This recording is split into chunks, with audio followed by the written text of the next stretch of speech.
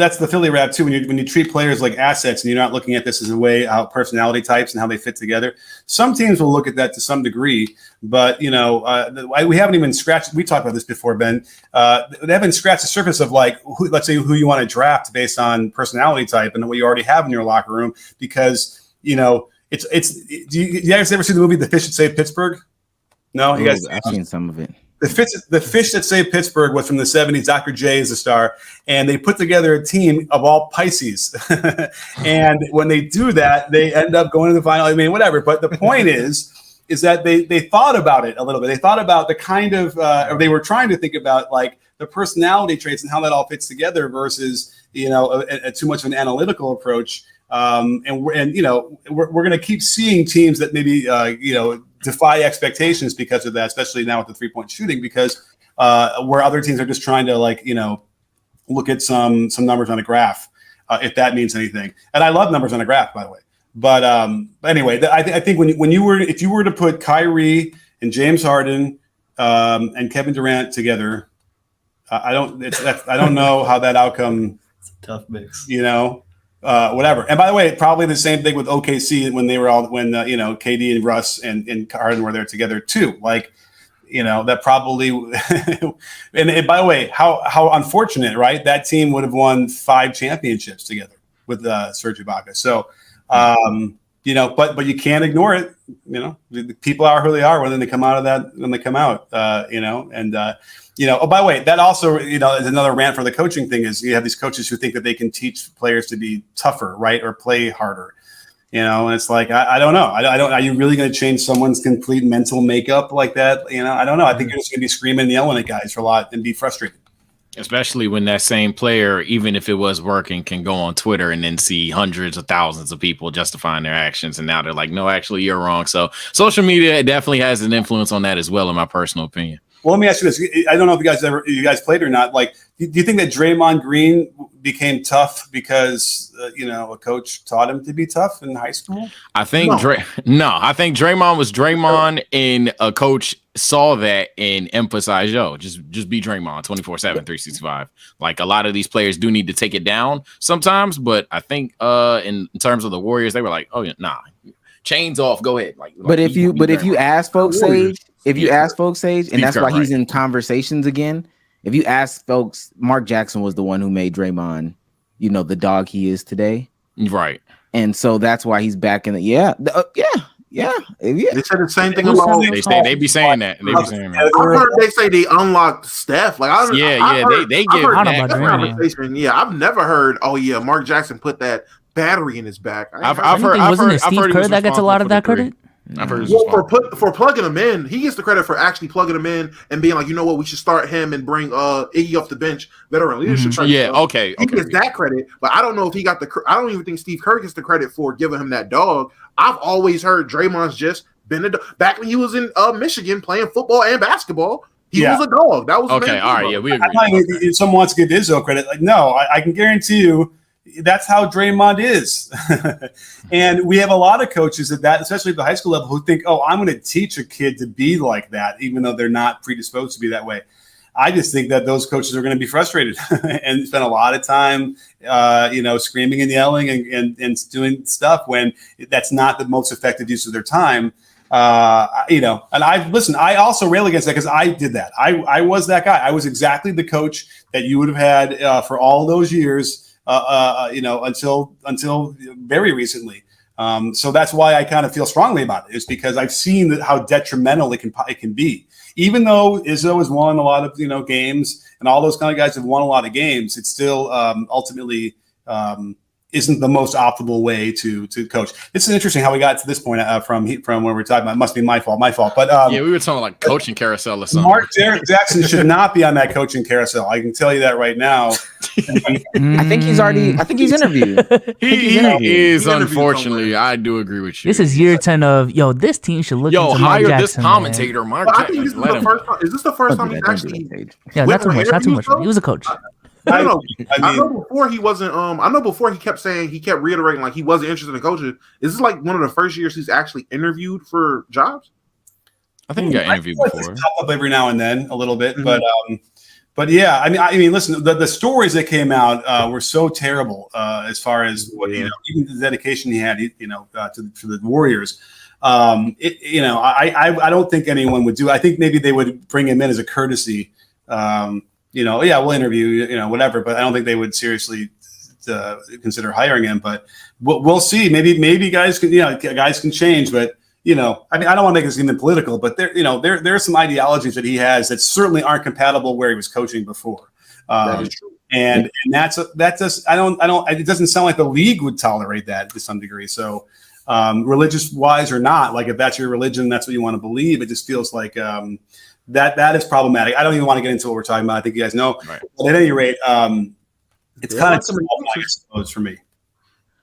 It was They might like him in Dallas. I don't know. No, it was Milwaukee that interviewed him.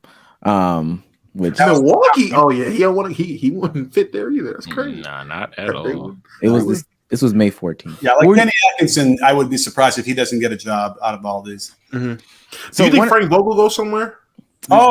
Yeah, I mean that's interesting. Yeah, he deserves another shot at the very least. Doesn't he? Come back to the Lakers. No, nobody cares about. So yes. Okay, go ahead. Nobody cares about Frank Vogel. Okay. I do want to ask this, and I know you said you had somewhere to be. Say it again. No, I'm sorry. I'm just talking to Ben about my air conditioning's off. It's hot in here. The game's going to start in a few minutes, but we'll hang out for another couple. Is that okay? Okay. That's fine. So I'm like I said, I'm a Hawks fan, and this is what I want to establish here. I want to talk about that. Julio said shit again. No. Listen. Because it's a concept. It's a concept more than anything. I feel like no matter how many coaches get replaced in Atlanta, although I don't think Lloyd Pierce was it. Same thing with Nate McMillan. No matter how many coaches you try, if the organization doesn't get a grip, and I believe it's Trae Young, not let the superstar override a lot of these decisions and run the show, then they won't see much success. So my question is, how much play do you think that superstar and front office have as far as influencing what a coach does? As far as scheme and culture and everything like that, they don't have a lot. I don't think ultimately. You're talking about front office has influence on the coach and what they're going to run on offense. Yeah. I don't think it's a lot, but I do. I mean, listen, I've heard the stories of ownership and front office people going into the office and trying to talk like they do know what they're talking about. Maybe because they saw a video about it that somebody broke down with arrows and freeze frame and slow-mo and a really nice voice. And, the coaches will then say to me, like, what the hell is going on? How are they talking about, Spain pick and roll and horns and da-da-da? And it's like, it gets, and so I apologize. But the point being that, there is a little bit of separation, but I don't think, listen, Daryl Morey would probably have them, you got to shoot a lot of threes. Like there is going to be that influence, but he's not drawing up plays necessarily like that. So that's not necessarily a thing, if that's what you're asking. I think the bigger problem is not how much influence on what offense or defense you're running does the front office have. It's who are you playing and who's getting minutes. That's big. Because at the end of the day, offense and defense isn't as important as who are the players on the court. I think there are a number of teams, maybe even the Warriors with their 2 tracks, right, of the front office influencing, we want these guys to play so they develop, but that's not necessarily going to translate into winning basketball. Let me throw this out because this is a parallel conversation. Picture the greatest basketball player of all time in the NBA having free reign in offense for his entire career, and then almost overnight accepting running an offense that had been developed 35, 40 years before that and rooted in like 50 years before that, and actually molding himself into part of a team. Now, imagine that happening now, right? Imagining, Embiid like running like the triangle offense or whatever. And the point being that like Phil Jackson is a great example of a guy who, had to learn how to get a star player to actually buy in and do the things that we all assume now are not possible, right? We assume that, what could Doc do? He's got, Harden in there already. He's got Embiid. They're doing whatever they want to do. That's what I've kind of heard. All right. So I've heard that sort of indirectly, is that there wasn't a lot of, the offense was whatever they wanted to do. Meanwhile, there is a blueprint, and they were able to make that happen in a fascinating way. So it's possible. I think it is possible. Now, like Trevor Ariza, I remember I was talking to him once, and they asked him, and he's had 10 NBA coaches, he's been on a lot of teams. Who's your favorite coach? He said Phil Jackson. Why? He goes, because he gave me the most freedom on offense. I almost fell off the chair when he told me that. Trevor Ariza thought that he had the most freedom on offense playing for Phil Jackson on those teams, if you can remember those teams. Mm-hmm. Yeah. The genius of Phil was that he convinced him he had the most freedom. He couldn't do anything he wanted at all. But put a power in the post. He communicated in a way you made him think that. I don't know how, but that's what you have to do as a coach. Yeah. If you can do that, then you can coach anybody and you can find success in most situations, even with the one like in Brooklyn, probably too. Mm-hmm. Can I ask a question? Super not Hawks related. We seen in this draft lottery, the San Antonio Spurs got the first pick, like a certain someone said they would. Chad, lottery. Regardless, I did say the Spurs are getting number one pick to pick Wemby. But this isn't about Wemby. Everybody's talking about Wemby. That's whatever. Do you see it as a problem that a team like, and now with the reports of them not being high on Brandon Miller, but before, a team like Charlotte or Portland potentially, if they can't trade their pick, do you see it as a problem that they would ignore a guy like Scoot Henderson because they have a LaMelo Ball, Damian Lillard, or are you a guy that believes draft best talent that's available, or you believe draft for fit no matter where you're at? That was my next question, Dono. Retweet, actually. We are on the same page. I was thinking we asked that. That's a really good question. Are you asking me, by the way? Yeah, you and me. Or anyway, yeah, man. I don't know anymore. The prevailing wisdom was always you get the best player no matter what, right? So certainly at the top. And the problem with that is you get like a guy like Ayton. Now, I like DeAndre Ayton, and he's gotten to be good. But he shouldn't be in the modern NBA the number one pick in the draft. That's a number one pick in the draft from like 25 years ago. You should be able to draft the DeAndre Ayton 10th or 11th. A big guy doesn't shoot threes, doesn't handle the ball. You want a 6'9" guy or 6'8" guy who can play defense and shoot threes. That should be the number one. So in that respect, it's maybe less fit because we have positionless basketball now anyway. But I guess maybe my answer would only be I want to find a guy that's more like Kevin Durant than I would find any other else. I want to find that guy, long like Mikal Bridges. I want to find guys who can shoot threes and freaking play defense really well, and then hopefully drive a little bit too. That'd be a plus. Okay. So this isn't like a trap card set or anything like that, but essentially you're kind of asking for like a switchable wing or anything like that. So like, is it the fact it is what it is? Is it the fact that like Scoot Henderson's archetype is he just like 6'3", 6'4", like not, I don't want to say redraftable, but like, is it because you can kind of get that a lot necessarily, or later in the draft? Is that basically what you're saying? Yeah, I mean, you want to pay, $150 million to a center, or do you want to pay $50 million and get like 75% of that production? Right. And maybe that guy will be a better locker room guy. It's like that's how you start getting into the analytics of it, and like, okay, what can we get and what kind of value we can get, from that kind of player. But there's no question that the premium placed on certain kind of players doesn't seem to. They haven't figured it out yet, although. Now I got to look at Luka was he wasn't number one, was he? No, he was three. No, he was three. I got to look at number ones now. They're still not doing it right. They're still not picking number ones properly. They're not picking the Lukas. They're not picking the that kind of guy.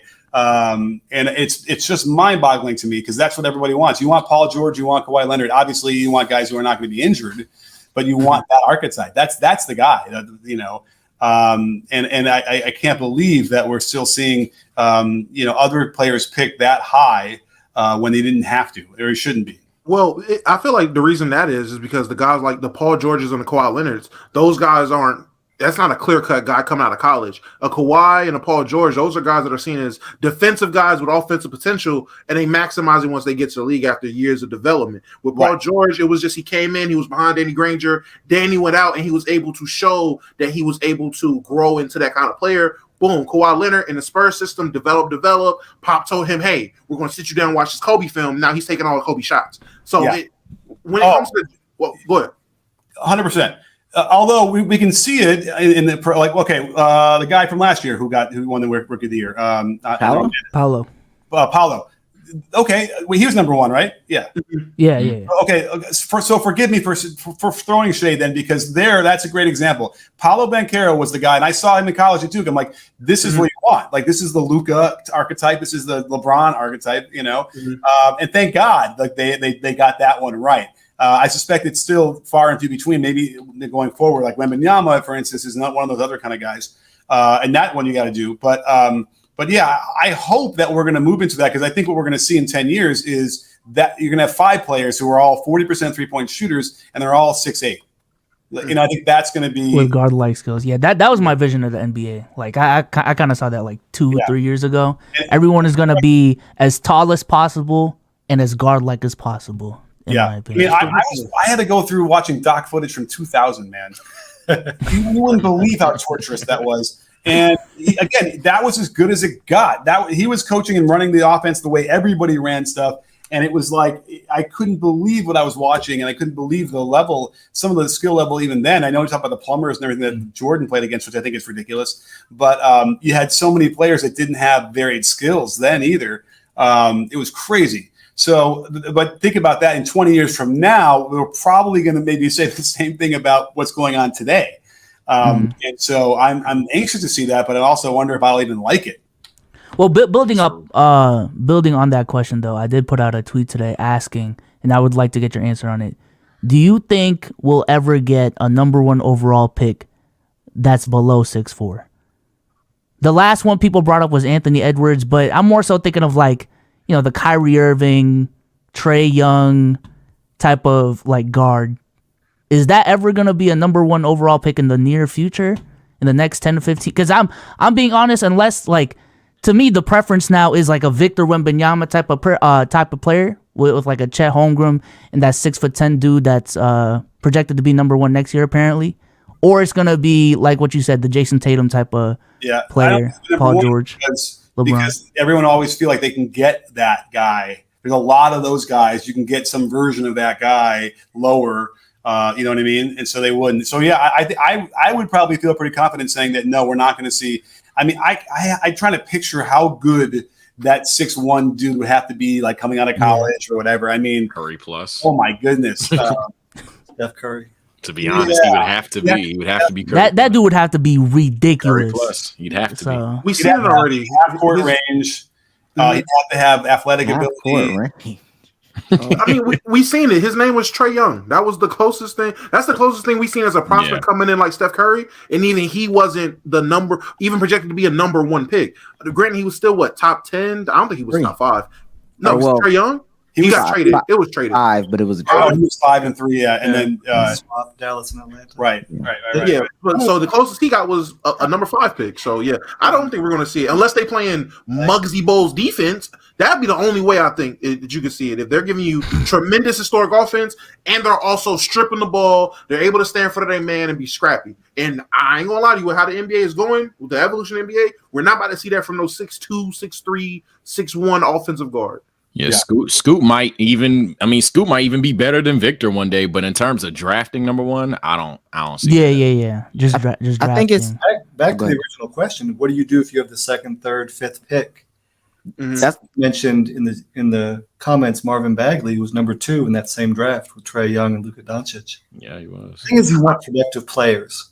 The best thing you could do, I think, is take that draft pick and trade it for a current productive player in the NBA. One of the best trades that happened this past season was the New York Knicks trading for Josh Hart. Completely underrated player, above average shooter for his position, above average rebounder. Goes to the Knicks. Knicks start playing fantastic. So you want to trade, if you have the 5th pick, why roll the dice on a, 1 in 4 chance of somebody working out, or trade it for the Josh Harts of the world, the Gary Paytons of the world, underrated players who provide winning production. That's definitely a hot take. I ain't gonna lie. It's a hot take. Number 5 pick for Josh Hart is. I don't know about the 5 pick. I think interesting. The premise, though. The premise. I say like 14, 10. I say 8, 9. Once you get like 8, 9, 10, you can risk giving that guy for a productive role player. But I was thinking in terms of draft and be the best available or draft for need when you're at that 3, 4, 5 spot, I think it's beneficial to draft for need. If you look at what the Kings did in this past draft, they got Keegan Murray. Keegan Murray was not the best available player at 4? He wasn't. Jaden Ivey was still there. There were guys that were there, and instead of taking the best available player, they took the best fit. And if you look, he plugged right into their offense, right into their defense, right into their team, and produced immediately and was one of the better rookies this year.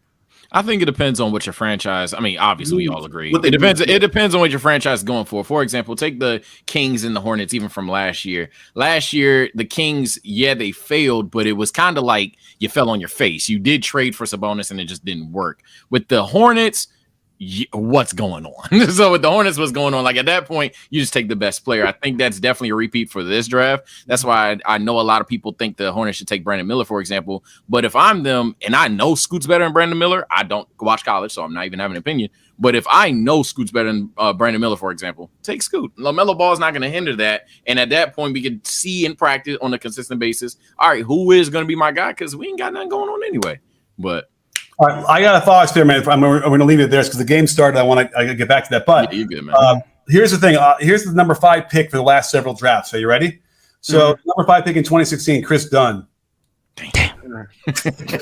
Chris Dunn over Jaylen Brown, man. I remember those. Josh Hart. Darren Fox was the next year in 2017. Okay, so that was a hit. Trae Young next year. Okay. So you know what? I mean, maybe Ben doesn't know what he's talking about. Darius Garland.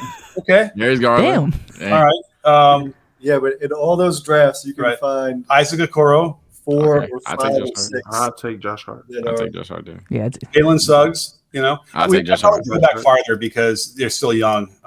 Although some of those guys we know already, but Right. even go back to 2013, let's just say Alex Len. I'll take Josh Hart. Josh Hart. Yeah. You know, A Josh Hart type. Yeah. Dante Exum. Josh Hart. I'll take Josh Hart. Let me go back to 20. You know, whatever. I was going to do it in 2008. Kevin Love. Oh wow, Kevin Love was. I'll good. take Kevin Love. Ooh, yeah. You know, so I'll take Kevin Love still. It's like, nah. it's probably a 1 in 4 chance or whatever of hitting that, and versus a guy that you know that's got 4 years in the league, and you can already project what you're going to get from him at the minimum. So it is interesting, but if you do get that Kevin Love, you know, or that De'Aaron Fox, I suppose, then that's good too. I'll leave you guys with one thing. The most underrated player out there. Well, that chair's broken. Yeah, thanks for that. Heads up. I'm not set up for 2 men. If I had the 4 or 5 or 6 pick that I would be looking at, it's Brandon Clark with Memphis. Yeah, Brandon Clark. Brandon Clark. That's who the Hawks need to pick up. yeah, great point. We will talk about that later. Trust and believe. All right, guys. Well, thank you so much for having me on. I appreciate it, and awesome conversation. You should come on. We'll have to come on my show too. Appreciate you, Coach Nick. Coach Nick and Ben, everybody. I could do that. Yeah, type. Kenny got the soundboard. Y'all have a great night.